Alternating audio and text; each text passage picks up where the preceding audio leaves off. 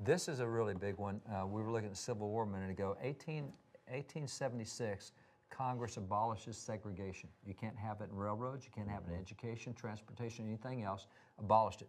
1882, the U.S. Supreme Court struck down anti-segregation. They went back to segregation.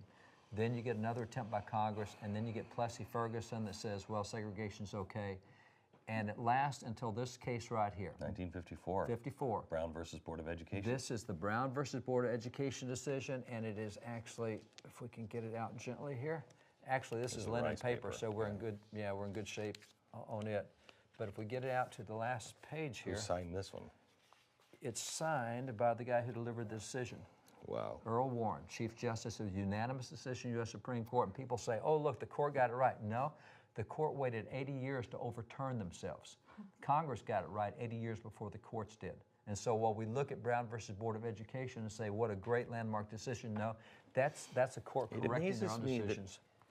Progressives have made this so we look at the Supreme Court as the final say. The Supreme Court has been wrong over and over and big. And over. Dred Scott, big. Well, you remember even with Gorsuch, how boxers going after the extra precedent we have with Roe v. Wade. Oh, did you say that about Dred Scott too? Are you saying that the Supreme Court makes law and is changeable? Because that's what she said about Roe v. Wade in the hearings with Gorsuch. Really? Then you agree that that's the way Dred Scott was? I mean, they're nuts on that. Yeah. That their position of the court is Wow, wrong. that's amazing. So where we started, I was on the stairs, was let's learn from the past and go back to the principles that we had. And these are the principles that we had. These are the principles that we had. You do these kind of principles. You take the hearthstone, the family, you take the Bible, and you find out why we are not Europe and why we really don't want to become Europe. You know, that's a big push now for progressives is we want to be like, no, we don't.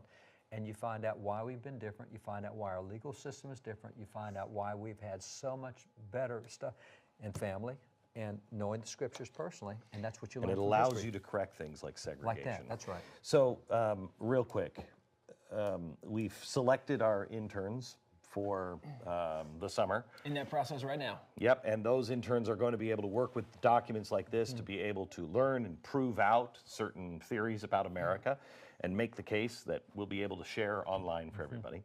But if you still want to be a part of it, can you? You can.